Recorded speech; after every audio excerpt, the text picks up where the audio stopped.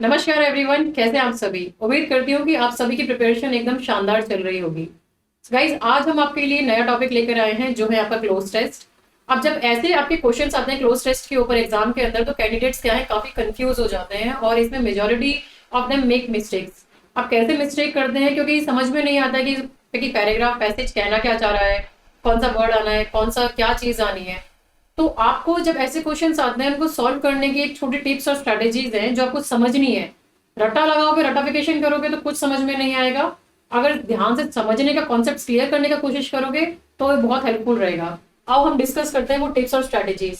सबसे पहला आता है कि आपका प्री रीड द पैसेज। अब जब भी आपको पैसेज मिलता है तो आपको क्या करना होता है, आप फटाफट उसको स्किम करो, देखो कि उसमें वो क्या कहना चाह रहा है, कैसे कहना चाह रहा है, और कॉन्टेक्स्ट क्या है उसका, और ग्रामर कैसे यूज हुई है, ये सब आपको ध्यान में रखनी है। दूसरा आपको देखना है identify the parts of speech. आपको पार्ट्स ऑफ स्पीच देखना है, आपके जो फिल इन द ब्लैंक्स होते हैं ना, उन ब्लैंक्स के आगे पीछे देखो कि कौन से पार्ट ऑफ स्पीच आपका यूज हुआ है। क्या कोई एडवर्ब लग रहा है, क्या कोई आर्टिकल लग रहा है, या फिर क्या चीज यूज हो रही है वहां पे। अगर इनको फिगर आउट कर लोगे तो वहां पे आपका नेक्स्ट ऑप्शन चूज करने में काफी हेल्पफुल रहेगा। फिर आप देखो यहाँ पे यूज प्रोसेस ऑफ एलिमिनेशन। अगर तब भी आपको समझ में नहीं आ रहा है तो आप एलिमिनेशन वाला प्रोसेस को चूज करो। जैसे चार ऑप्शंस दिए हैं, चारों के मतलब निकालो कि क्या ये मतलब में और इस कॉन्टेक्स्ट में सही बैठ रहा है ये पर्टिकुलर वर्ड। अगर तीन वर्ड नहीं बैठ रहे तो उनको एलिमिनेट कर दो, कट कर दो, और जो बचा उसको यूज करो। चौथा है pay attention to transition words. Connectors जो होते हैं, जो ट्रांजिशन वर्ड्स होते हैं, उनको ढूंढो। क्या कोई ऐसा वर्ड है जो दो सेंटेंसेस को कनेक्ट कर रहा है, कोई कॉज एंड इफेक्ट रिलेशनशिप को कनेक्ट कर रहा है, या फिर कुछ ऐसा, कुछ इस तरह का कनेक्ट कर रहा है। तो आपको वो वर्ड्स ढूंढने हैं और अपने अपने सेंटेंस को, स्ट्रक्चर को ऐसे फॉर्म करना है और एक ही थॉट ऑफ फ्लो में चलना है, एक ही फ्लो में चलना है आपको। दूसरा है आपका रिव्यू ग्रामर रूल्स। ये सब करने के बाद में आपको हमेशा अपने ग्रामर के ऊपर ध्यान रखना है। आपके पास कभी कभी ऑप्शंस आते हैं, प्रेजेंट टेंस, पास्ट टेंस वाले ऑप्शंस भी आते हैं इसके अंदर। तो आपको ध्यान रखना है कि आपके वो ग्रामर रूल्स के हिसाब से आप चल रहे हो, नहीं चल रहे हो। सिंगुलर के साथ में प्लूरल यूज हो रहा है, प्लूरल के साथ में क्या हो रहा है, सब्जेक्ट वर्ब एग्रीमेंट। आपको ध्यान रखना है ये सारे कॉन्सेप्ट्स यहाँ पे यूज करते टाइम। ठीक है, ये थे आपकी छोटी मोटी स्ट्रिप्स और स्ट्रेटेजीज जो आपको ध्यान रखनी है जब भी आप अपने क्लोज टेस्ट जैसे क्वेश्चंस को सॉल्व करते हैं। आओ आपके कुछ प्रीवियस ईयर क्वेश्चंस हैं उनको सॉल्व करते हैं और इन टिप्स को अप्लाई करते हैं वहां पे, और देखते हैं कि ये कैसे हेल्पफुल रहती है। देखो यहाँ पे, I will tell you what I will do and what I will not do. I will not dash that in which I no longer believe. Dash it calls itself my home, my fatherland और my church, and I will try to dash myself in some mode of life or art as dash as I can and as holy as I can, using for my defense the only arms I dash myself to use silence, exile and cunning। अब ये paragraph में क्या कहना चाह रहा है, ये paragraph में ऑथर बता रहा है कि वो क्या काम कर सकता है और क्या नहीं कर सकता है। वो बता रहे, उसके स्टेटमेंट्स कॉन्ट्राडिक्ट कर रही है, बहुत स्ट्रॉन्ग डिटर्मिनेशन है किसी चीज को करने का, ना करने का। तो अब इन्हें सॉल्व करने का ट्राई करते हैं यहाँ पे। I will tell you what I will do and what I will not do. ठीक है, कि वो क्या कर सकता है, क्या नहीं कर सकता। अब वो बोल रहा है कि क्या नहीं कर सकता। आई will not dash that in which I no longer believe. मैं वो नहीं कर सकता जिसमें मैं बिलीव नहीं कर सकता। तो अभी इस first fill in the blanks को देखते हैं यहाँ पे कौन सा ऑप्शन यहाँ पे आपको सुटेबल लग रहा है। अब यहाँ पे देखते हैं, डी से देखते हैं। डेबिट का क्या मतलब होता है, डेबिट तो आपका फाइनेंशियल ट्रांजेक्शन होता है, तो क्या वो यहाँ पे आएगा, कॉन्टेक्स्ट में बैठेगा, नहीं बैठेगा। इसको एलिमिनेट कर दो। लैग आ गया, लैग में आना, पिछड़ जाना, है ना। तो आप क्या ये आएगा यहाँ पे, ये भी नहीं आएगा। हमें तो यहाँ पे क्या वर्ड यूज करना है कि भाई जो बता रहा है इसको कि वो काम नहीं कर सकता, वो वर्ड यूज करना है। ड्रेन, ड्रेन एम्प्टी या फिर ड्राई, वो आपका ड्रेन का मतलब होता है। तो बचा क्या, सर। तो आपका करेक्ट आंसर यहाँ पे होगा सर। तो इस फिल इन द ब्लैंक्स में आएगा I will no longer serve या फिर I will not serve that in which I no longer believe. अब बोल रहा है that it calls itself my home, my fatherland और माय चर्च। कॉन्ट्राडिक्टरी स्टेटमेंट है यहाँ पे। अब कॉन्ट्राडिक्टरी जब स्टेटमेंट होती है तो हम कौन सा ऑप्शन यूज करते हैं। आप देखो यहाँ पे, क्या समटाइम्स आएगा, क्या समटाइम्स यूज बताता है आपका कॉन्ट्राडिक्टरी में, नहीं आता, इसे एलिमिनेट कर दो। नेवरदलेस, नेवरदलेस बताता है लेकिन ये यहाँ पे इस कॉन्टेक्स्ट में सूटेबल नहीं है, तो इसको एलिमिनेट कर दो। बचा वेदर, वेदर आ सकता है, हाँ आ सकता है, इसको होल्ड पे रखते हैं। फिर आया आपका प्रिज्यूमेबली, प्रिज्यूमेबली तो आपको कॉन्टेक्स्ट में ही नहीं बैठ रहा, इसका मतलब तो असम्पशन होता है यहाँ पे। तो आपका है यहाँ पे वेदर, तो आप यहाँ पे लिखोगे weather. whether it calls itself my home, my fatherland or my church and I will try to dash myself in some mode of life or art। अब ये कह रहा है कि भले ही अपने आप को ये होम बुलाए, फादरलैंड बुलाए या चर्च बुलाए, मैं अपने आप को ऐसे काम में बिजी करूंगा in some sort of, in some mode of life या फिर आर्ट फॉर्म में। अब ये क्या कह रहा है, I will try to dash myself. कौन सा यहाँ आएगा, क्या सबसे ज्यादा इस चीज को यहाँ पे अलाइन कर रहा है, इस कॉन्टेक्स्ट में फिट बैठ रहा है ये वर्ड आपका। एक्सप्रेस, डिसअपियर, कलेक्ट या स्टेरिलाइज। डिसअपियर बैठ रहा है, कलेक्ट बैठ रहा है, स्टेरिलाइज बैठ रहा है। इन तीनों में से ये तीनों वर्ड्स यहाँ पे सुटेबल नहीं है, क्योंकि डिसअपियर तो गायब हो जाना होता है, कलेक्ट मतलब इकट्ठा करना होता है, स्टेरिलाइज तो आपका है ही नहीं यहाँ पे। तो आपका यहाँ पे एक्सप्रेस है यहाँ पे कि I will try to express myself in some mode of life और आर्ट। मैं अपने आप को इस तरह से एक्सप्रेस करूंगा, as dash as I can and as holy as I can. अब यहाँ देखो, as dash as I can, morbidly, bleakly, pithily या फ्रीली। बताइए इसका आंसर क्या होगा यहाँ पे आपका। ब्लीकली तो क्या होता है, एक बहुत ही नेगेटिव तरीके से होता है, जहाँ पे कोई होप ही नहीं होती है। ये भी आपका पेसिमिस्टिक अप्रोच होती है, पिथिली भी आपका। और मॉर्बिडली भी आपका हाफ उसमें होता है आपका। तो आपका करेक्ट आंसर होगा यहाँ पे फ्रीली। तो आप यहाँ पे लिखोगे फ्रीली। तो as freely as I can and as wholly as I can, using for my defense the only arms। ये इसके यहाँ पे ये अपने आप को किसी सम मोड ऑफ लाइफ में इंडल्ज करना चाहता है, या फिर आर्ट फॉर्म में इंडल्ज करना चाहता है, और वही इसका डिफेंस फॉर्म रहेगा, ठीक है। लेकिन ये सर्व नहीं करेगा जिस चीज में उसको भरोसा नहीं है। अब कह रहा है I dash myself to use silence, exile and cunning. ये इसके डिफेंस फॉर्म है, ठीक है। अब ये कौन सा कर रहा है यहाँ पे, कौन सा वर्ड यहाँ पे कर रहा है, बिहेव आएगा यहाँ पे इस कॉन्टेक्स्ट में, अलाउ आएगा, कॉशन आएगा या एफिमिनेट आएगा। चलो इसका मतलब निकालते हैं यहाँ पे। अगर ये सेंटेंस समझ में आया तो बिहेव मतलब आप जैसे बिहेव करते हो, ठीक है। तो क्या ये बिहेव यहाँ पर आएगा, नहीं, ये यहाँ पे कॉन्टेक्स्ट में फिट नहीं बैठ रहा है। आप बिहेव को थोड़ी पता होगा यहाँ पे। अलाउ आ सकता है, पर इसको होल्ड पे रखते हैं यहाँ पे। कॉशन तो आपका क्या होता है, वार्निंग होता है, तो ये नहीं आएगा आपका यहाँ पे, वार्निंग थोड़ी दे रहे हो आप यहाँ पे। एफिमिनेट होता है आपका ट्रेडिशनल वुमेन बिहेवियर होता है, जो आपका कॉन्टेक्स्ट से बाहर है, तो ये तो आपका बिल्कुल ही नहीं होगा। बचा आपका अलाउ। तो यहाँ पर आपका आंसर आएगा I allow myself to use silence, exile and cunning, ठीक है। तो इस तरीके से आप अपने कॉन्टेक्स्ट को समझोगे, वर्ड्स को रिलेट करोगे, और फिर आप वहां पे अपने ऑप्शंस चूज करोगे। अब आप नेक्स्ट क्वेश्चन देखो। Memory loss with aging is dash a natural and normal dash. The symptoms range from forgetting simple daily activities and dash familiar tasks such as driving or baking. However, there can be several other factors dash for it, and these vary from person to person. Memory loss can be dash or total depending upon the condition. अब ये किस चीज के बारे में बात कर रहा है यहाँ पे राइटर? यहाँ पे राइटर बात कर रहा है मेमोरी लॉस के बारे में, उसके कॉज एंड इफेक्ट्स के बारे में बात कर रहा है ना। अब हमें पता पड़ गया कॉन्टेक्स्ट क्या है हमारा। अब चलो इसको सॉल्व करने का कोशिश करते हैं। Memory loss with ageing is dash a natural and normal is dash. अभी क्या बता रहा है, ये क्या चीज है यहाँ पे, कंसिडर, डिनाइड, रिगार्ड, कंसिडर्ड। अभी क्या बता रहे हैं, विद एजिंग इज, हमने क्या है, हमारा कौन सा चल रहा है यहाँ पे, प्रेजेंट टेंस चल रहा है यहाँ पे। और उसके बाद में क्या बता रहा है, ये एक कंटिन्यूअस प्रोसेस भी बता रहा है, कंटिन्यूअस डेवलपमेंट की बात कर रहा है। तो कंसिडर तो ये आएगा नहीं, क्योंकि ये तो हमारे है ही नहीं, हमारे टेंस के साथ में मैच ही नहीं कर रहा है। डिनाइड, क्या ये डिनाइड है यहाँ पे, डिनाइड तो नहीं आएगा। डिनाइड मतलब मना कर देना, एक्सेप्ट ही नहीं करना। रिगार्ड भी नहीं आएगा आपका, सूटेबल ही नहीं है यहाँ पे आपके सब्जेक्ट वर्ब एग्रीमेंट के साथ में। कंसिडर्ड आपका ऑप्शन सही लग रहा है, तो ये यहाँ पर आएगा इज कंसिडर्ड आपके, is considered a natural and normal dash. अब ये क्या बोल रहा है, ऑप्शन क्या है, ट्रायल टाइप मेथड प्रोसेस। ये क्या है, एक ऑनगोइंग डेवलपमेंट है ना। ये बोल रहा है memory loss with ageing is considered a natural and normal ongoing development. अब कौन सा वर्ड है यहाँ पे जो ऑनगोइंग डेवलपमेंट को आपको बता रहा है, यहाँ पे ट्रायल बता रहा है, नहीं, ट्रायल तो अलग ही चीज हो जाती है यहाँ पे। टाइप, ये किसी टाइप को भी डिस्कस नहीं कर रहा है। मेथड क्या होता है, मेथड तो एक प्रोसीजर होता है, तो ये प्रोसीजर तो नहीं है, ये क्या है आपका प्रोसेस है यहाँ पे। तो आप यहाँ पर करेक्ट आंसर होगा it is a ongoing process. तो ये क्या है, it is considered a natural and normal process. The symptoms range from forgetting simple daily activities and, क्या symptoms है, डेली एक्टिविटीज भूल जाते हो और क्या भूल जाते हो, and dash familiar tasks such as driving और baking। कौन से, देखो, prospering, acknowledging, rectifying या performing। अब prospering का मतलब क्या होता है, prosper करना है ना, तो ये तो आपका यहाँ पे गलत होगा। acknowledging मतलब किसी चीज को acknowledge करना, accept करना, मानना किसी चीज के बारे में, ये भी नहीं होगा।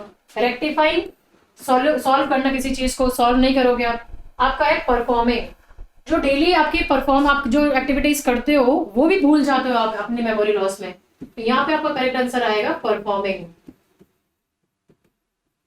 familiar tasks such as driving or baking. However, there can be several other factors dashed for it. However, contradictory statement है यहाँ पे। However, there can be several other factors dashed for it. Option है commendable, responsible, affluent और significant। क्या सबसे ज्यादा word आपको यहाँ पे सुटेबल लग रहा है, आप अपने आप ही देखो, यहाँ पे आप ना एलिमिनेशन टेक्निक यूज करो ना, आप इनको अलग अलग हर चीज को डिसइंटीग्रेट करो, आप तो बताओ क्या सुटेबल आपको वर्ड लग रहा है सबसे ज्यादा सुटेबल। तो भाई there can be several other factors, responsible for it आ रहा है यहाँ पे, तो आप यहाँ पे रिस्पॉन्सिबल लगा दो, ठीक है, तो आपका यहाँ पे रिस्पॉन्सिबल आ गया।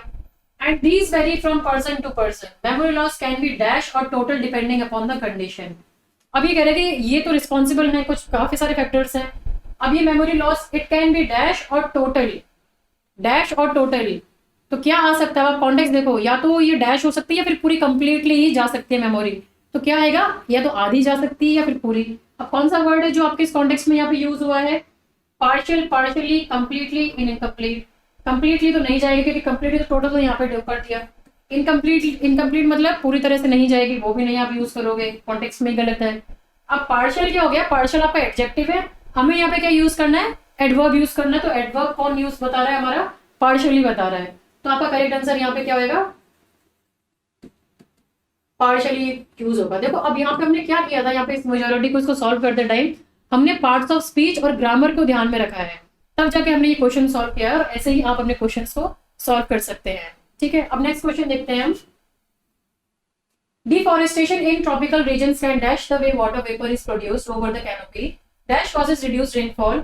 A 2019 study published in the journal Ecohydrology showed that parts of the Amazon rainforest that dash converted to agricultural land dash higher soil and air temperatures which could dash drought conditions.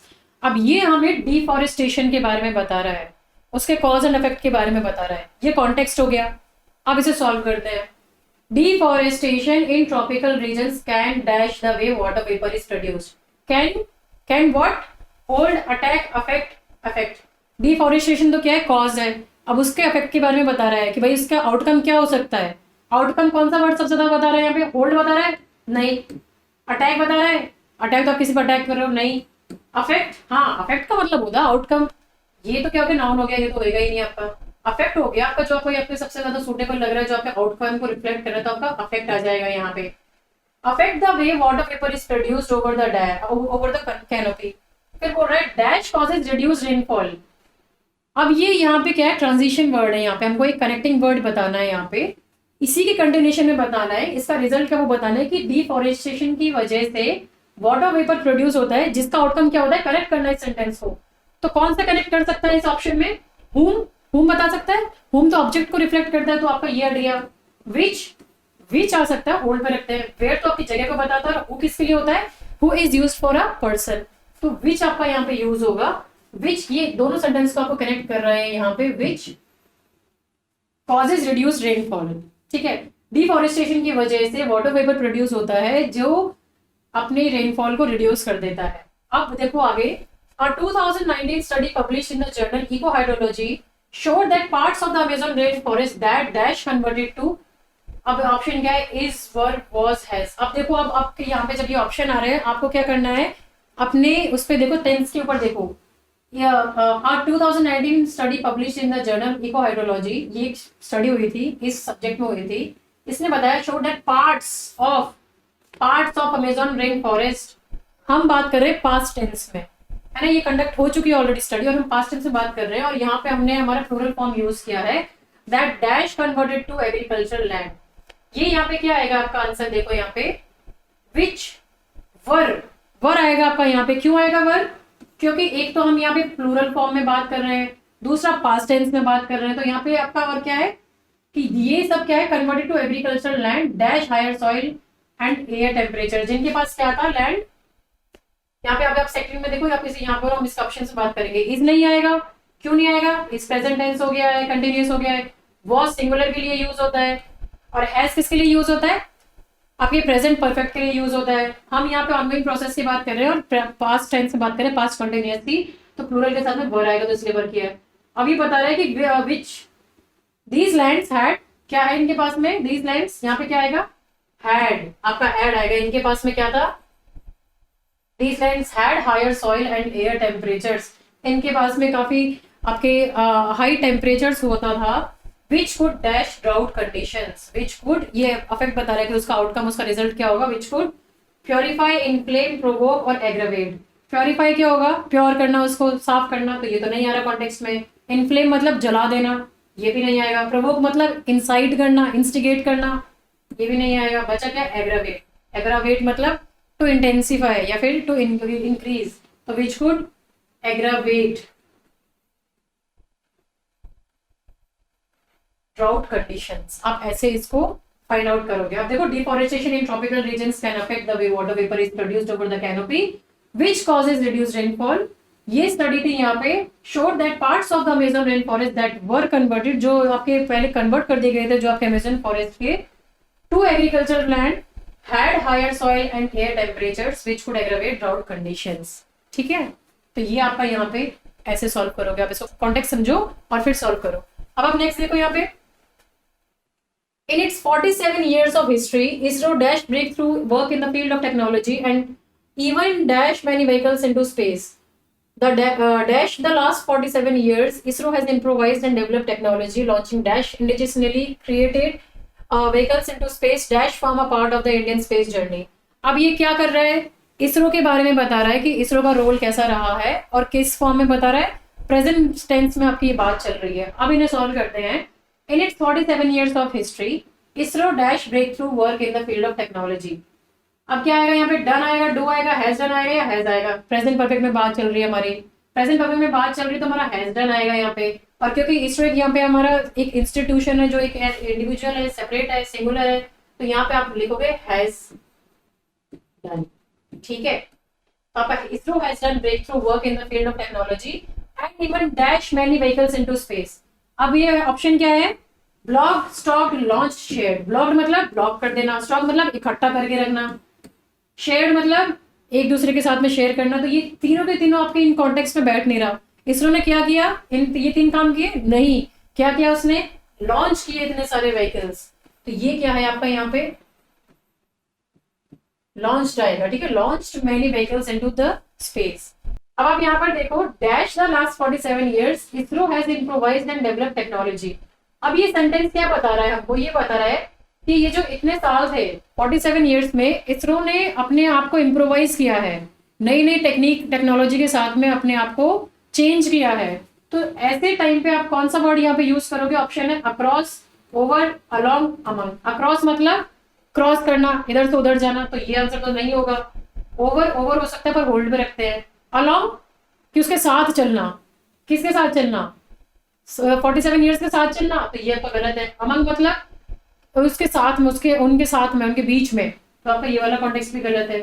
आपका answer आएगा over, कि इतने सालों में, over the last 47 years ISRO has improvised and developed technology, launching dash indigenously created vehicles into space, launching various different kinds of. अब कौन सा word है यहाँ पे जो आपका वेरियस डिफरेंट काइंड्स को यहाँ पे रिप्रेजेंट कर रहा है, मच, लॉट्स, वेरी, सेवरल।